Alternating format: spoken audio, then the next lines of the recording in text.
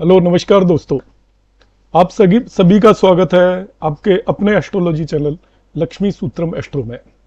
मैं डॉक्टर महेश जोशी आज ऐसे आपको सूत्रास बताने वाला हूं जिनको देखकर आप इमीडिएटली ये पता कर पाएंगे कुंडली के अंदर कि आपकी डिलेड मैरिज है या टाइमली मैरिज है। ये बहुत ही रिसर्च सूत्रास हैं और ये डॉक्टर बीवी रमन एस्ट्रोलॉजी पर बेस्ड हैं। तो इनमें जो भी मैं कंसेप्ट बताऊंगा वो बीवी रमन सर के खुद के दिए हुए कंसेप्ट हैं।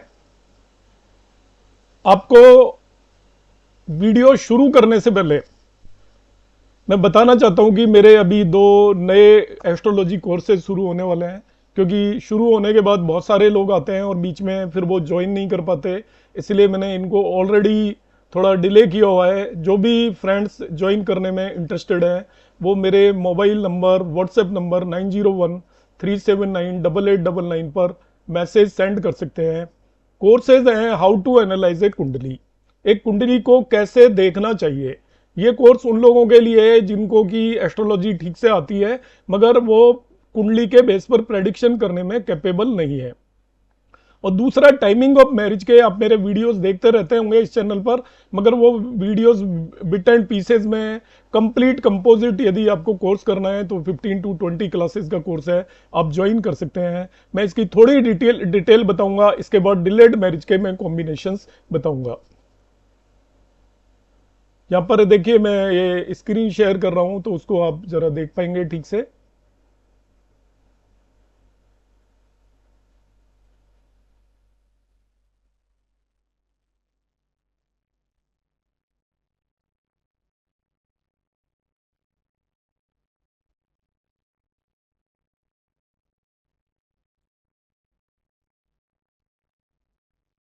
सबसे पहले हम डिलेड मैरिज के कॉम्बिनेशंस यहाँ पर देखने की कोशिश करेंगे।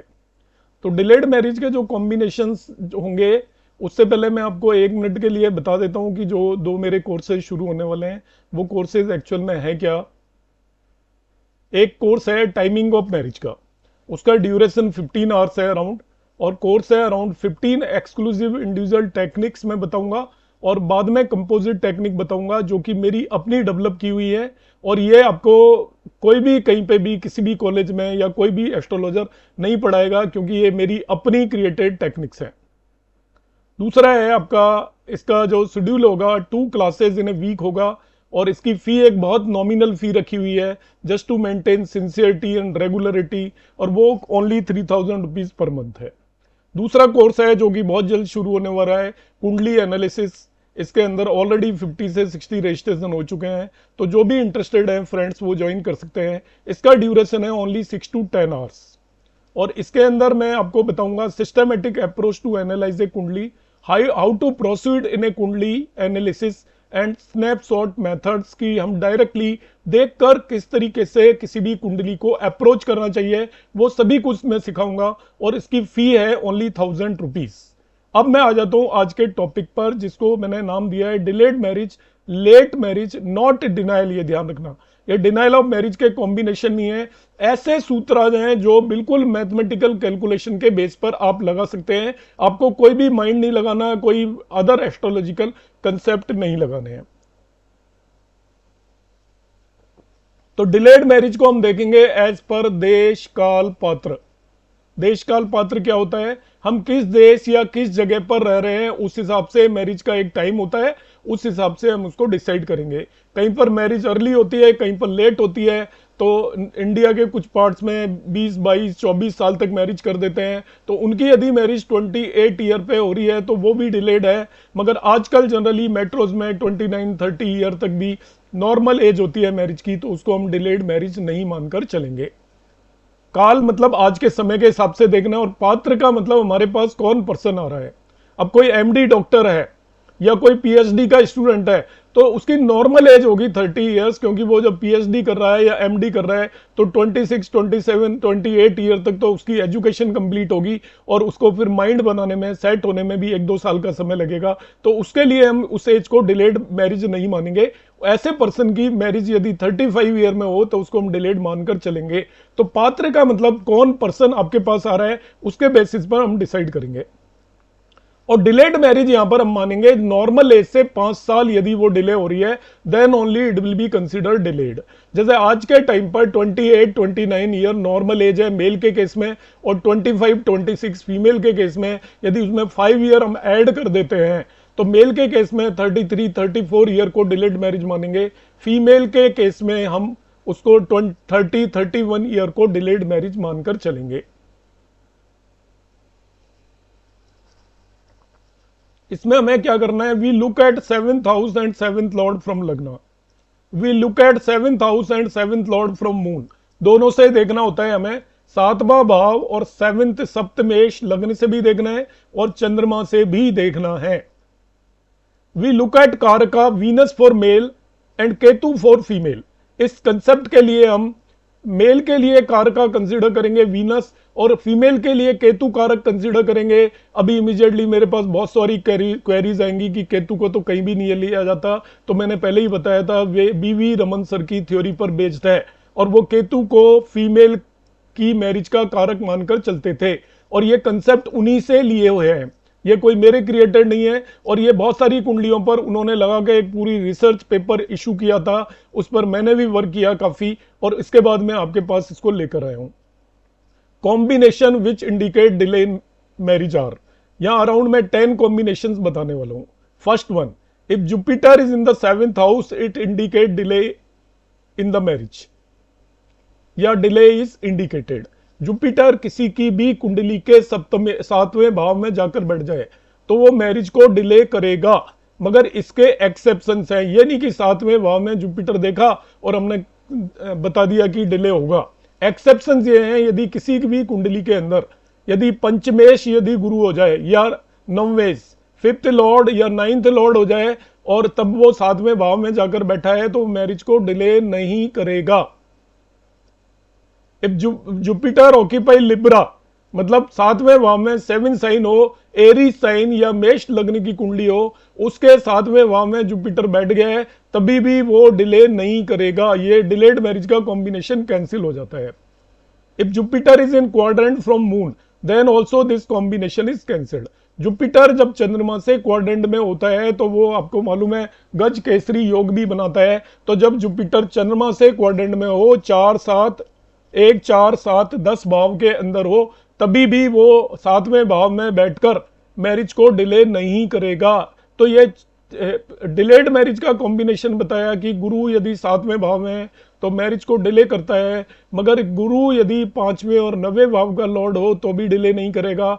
साथ में मेष लग्न की कुंडली में यदि वो 7वें भाव में बैठा है तभी भी डिले नहीं करेगा, और मून मतलब चंद्रमा से वो केंद्र में जाकर बैठ जाए तभी भी मैरिज को डिले नहीं करेगा। बाकी सभी केसेस में वो मैरिज को डिले करेगा। Second combination for delayed marriage, if Saturn present in 7th house, Shani भी यदि 7वें भाव में हो तो इट इंडिकेट्स डिले।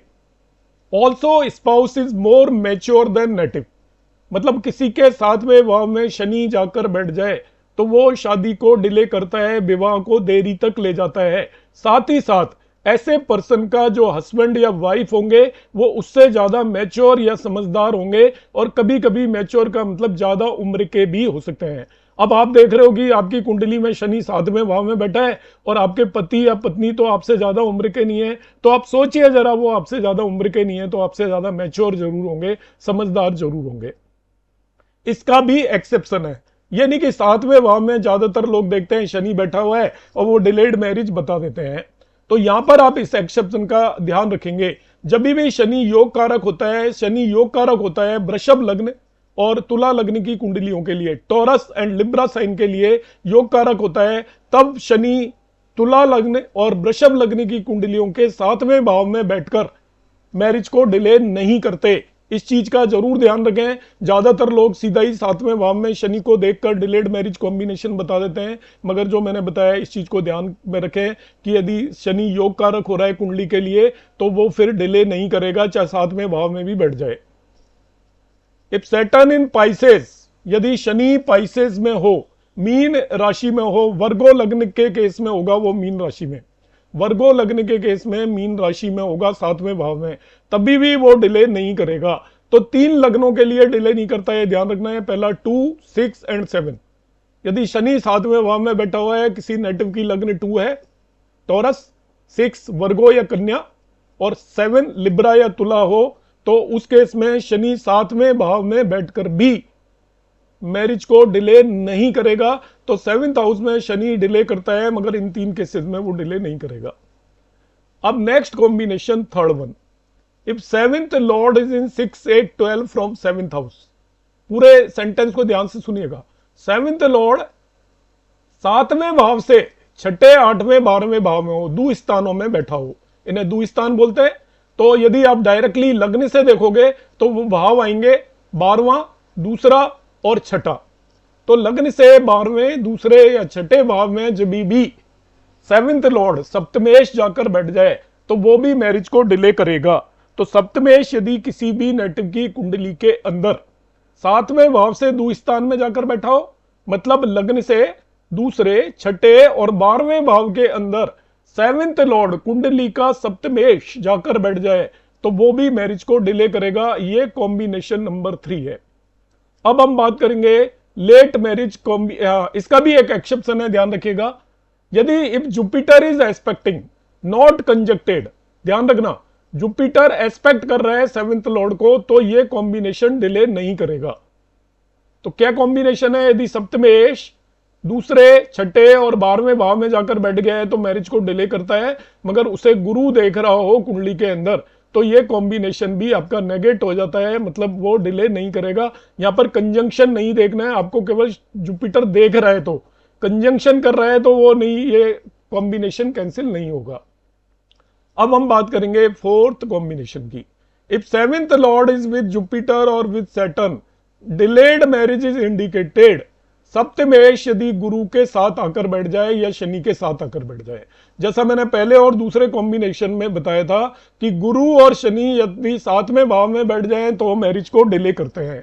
इसी तरीके से जो फोर्थ कॉम्बिनेशन है वो ये बता रहा है कि गुरु या शनि यदि सप्तमेश के साथ जाकर बैठ जाएं तो वो भी मैरिज में डिले को इंडिकेट करेंगे। ये कॉम्बिनेशन नंबर 4 हो गया। अब हम बात करेंगे डिलेड मैरिज का कॉम्बिनेशन नंबर 5, द कारका इज अंडर इन्फ्लुएंस। अब जो मैरिज के कारक हैं, मेल के लिए मैंने वीनस बताया, फीमेल के लिए केतु बताया, यदि वो भी गुरु या शनि के इन्फ्लुएंस में हो, इन्फ्लुएंस का मतलब होता है कंजक्टेड हो या एस्पेक्टेड हो, तभी भी वो मैरिज को डिले करेंगे। समझिए कैसे, कि यदि शनि और गुरु वीनस के को देख रहे, दोनों में से कोई एक या दोनों, एक भी देख रहे तो, या वो उसके साथ युति करके बैठे हुए हैं तो वो मैरिज को डिले करेंगे। इसी तरीके से फीमेल नेटिव के केस में, फीमेल नेटिव के केस में यदि केतु के साथ गुरु या शनि जाकर बैठ जाएं या उसे एस्पेक्ट कर लें तभी भी वो मैरिज को डिले करेंगे। इन जनरल अब मैं बता देता हूं, ये 5 कॉम्बिनेशन बताए, उनमें से जो 4 कॉम्बिनेशन तो बिल्कुल ये है कि आपका 7th हाउस को में शनि या जुपिटर जाकर बैठ जाए, सप्तमेश के साथ शनि या जुपिटर जाकर बैठ जाए, 7th लॉर्ड के साथ शनि या जुपिटर जाकर बैठ जाए, या कारक को वो एस्पेक्ट कर ले या कारक के साथ जाकर बैठ जाए। पुरुष के केस में कारक वीनस है और महिला के केस में कारक केतु है, तभी भी वो डिलेड मैरिज को इंडिकेट करते हैं। ये कॉम्बिनेशन नंबर 5 हो गया। 6th combination, if karaka is receiving 10th aspect of Saturn and aspected by Mars as well, then delay is indicated. Karaka of marriage आपको पता है शनि होता है, कारका ऑफ मैरिज शुक्र होता है किस केस में? पुरुष के केस में। और कारका ऑफ मैरिज केतु होता है महिला या फीमेल के केस में। यदि कारका को शनि 10th एस्पेक्ट से देख रहा हो, 10वीं दृष्टि से, और उसे मार्स भी देख रहा हो, दोनों देख रहे हो, मगर सैटर्न की 10th एस्पेक्ट हो शुक्र पर और मार्स भी देख रहा हो, तो पुरुष की मैरिज डिले होगी। और सैटर्न का 10th एस्पेक्ट केतु पर हो और साथ में उसे मार्स देख रहा हो तो महिला की मैरिज में डिले को इंडिकेट करता है। This is combination number 6। अब हम बात करेंगे कॉम्बिनेशन नंबर 7 की। अब जो कॉम्बिनेशन है वो 7th हाउस के अंदर कौन कौन से प्लैनेट बैठकर मैरिज को डिले करते हैं वो कॉम्बिनेशंस बताऊंगा मैं। तो इसमें सबसे पहला आता है मार्स एंड सन, मंगल और सूर्य दोनों 7th हाउस में आ जाएं, या मार्स एंड मून, तो मतलब ल्यूमिनरीज के साथ जब भी मार्स बैठा हो 7वें भाव में, ल्यूमिनरीज आपके सन और मून होते हैं, तो सन के साथ मार्स 7वें भाव में बैठा हो तो मांगलिक भी हो जाता है पर्सन। ऐसे ही मून के साथ 7वें भाव में बैठा हो तो वो मून से भी मांगलिक हो जाता है, लग्न से भी मांगलिक हो जाता है। तो ऐसे केसेस में भी मैरिज डिलेड होती है। तो 7वें भाव में मंगल, सूर्य या चंद्रमा के साथ जाकर बैठ जाए तो वो भी डिलेड मैरिज को इंडिकेट करता है। 8th combination, if Rahu and Venus, Rahu और शुक्र हो जाए या केतु और जुपिटर जाकर बैठ जाए 7वें भाव में, तो वो भी मैरिज को डिले तो करते ही करते हैं। और यदि मैरिज जब भी होगी, मैरिड लाइफ में भी प्रॉब्लम्स होंगी। आप अपनी कुंडलियों पर लगाकर देख सकते हो। यदि किसी के भी 7वें भाव में राहु और शुक्र जाकर बैठ गए हो या केतु और जुपिटर जाकर बैठ गए हो, ये एक्चुअली राहु एंड शुक्र, राहु और केतु 7वें भाव में अकेले बैठे हो तो उतनी प्रॉब्लम नहीं करेंगे, हालांकि प्रॉब्लम वो अकेले भी करते हैं। मगर राहु के साथ कारक बैठ गया वीनस और केतु के साथ जुपिटर बैठ गया तो कारक भी इन्फ्लुएंस हो गया, इस तरीके से हम मानकर चलेंगे तो वो मैरिड लाइफ को इन्फ्लुएंस करेंगे। मगर यहां पे ध्यान रखना है राहु एंड वीनस, ये हम देखने मेल नेटिव के केस में, और केतु एंड जुपिटर देखने आपको फीमेल नेटिव के केस में। तो Rahu and Venus male native के केस में 7वें भाव के अंदर बैठ गए तो वो मेल नेटिव की मैरिज को डिले करेंगे। साथ में यदि मैरिज होगी तो उसके अंदर प्रॉब्लम्स होंगी। और केतु एंड जुपिटर 7वें भाव में फीमेल नेटिव के केस में जाकर बैठ गए तो मैरिज को तो डिले करेंगे ही करेंगे वो, और मैरिड लाइफ भी उनकी ट्रबलसम होगी।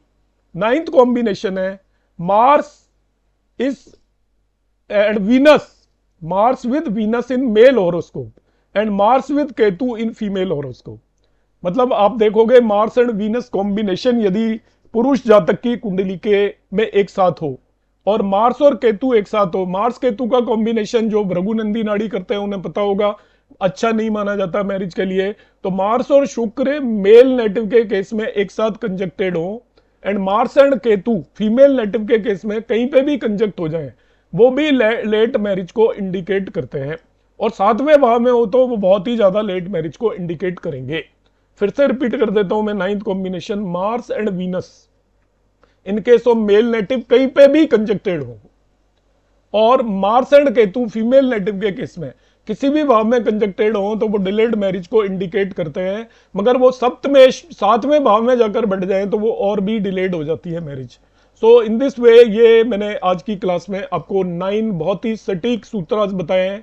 आपके पास डिलेड मैरिज के जो भी केसेस हो उनमें कुंडलियों में ये लगा कर देखें, अधिकतर कुंडलियों में ये कॉम्बिनेशन लगेंगे। मैं फिर से क्लैरिफाई कर देता हूं कि मैंने आपको जो कॉम्बिनेशन बताए हैं तो इसका मतलब नहीं है कि ये ही केवल कॉम्बिनेशंस हैं डिलेड मैरिज के।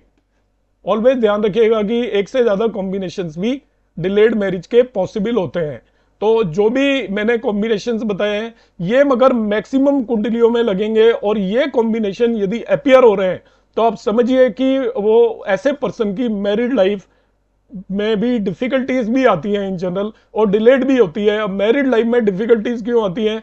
क्योंकि सबसे बड़ी प्रॉब्लम तो ये होगी कि उसकी मैरिज ही डिलेड है। अब मैरिज डिलेड जब होने लगती है तो पर्सन थोड़ा घबरा जाता है, उसके पेरेंट्स घबरा जाते हैं। अब वो घबरा के क्या करते हैं कि प्रॉपर डिसीजन नहीं ले पाते, और प्रॉपर डिसीजन जब नहीं लेते तो प्रॉपर मैच नहीं ढूंढ पाते और जल्दबाजी में फिर वो मैरिज करने की कोशिश करते हैं। तो ऐसे सभी लोगों को मेरी एडवाइस होगी लास्ट में कि वो घबराए ना। डिलेड मैरिज का मतलब नो मैरिज नहीं होती है, थोड़ा लेट मैरिज हो जाएगी। तो जब भी वो कंपेनियन ढूंढ रहे हो, प्रॉपर मैच ढूंढ रहे हो, तो थोड़ा जल्दबाजी में ना ढूंढें, थोड़ा सोच समझ के ढूंढें। क्योंकि डिलेड मैरिज के कॉम्बिनेशन के साथ ये भी प्रॉब्लम है, उनमें ज्यादातर कॉम्बिनेशंस बेसिकली मैरिड लाइफ में थोड़ी या ज्यादा ट्रबल भी क्रिएट करते हैं। आपको मेरा वीडियो कैसा लगा कमेंट बॉक्स में जरूर कमेंट करिएगा। यदि अभी तक आपने चैनल सब्सक्राइब नहीं किया है तो उसको जल्दी से सब्सक्राइब कर लें। आपको इसी तरीके के नए नए वीडियोस रोजाना मिलते रहेंगे। नमस्कार, धन्यवाद।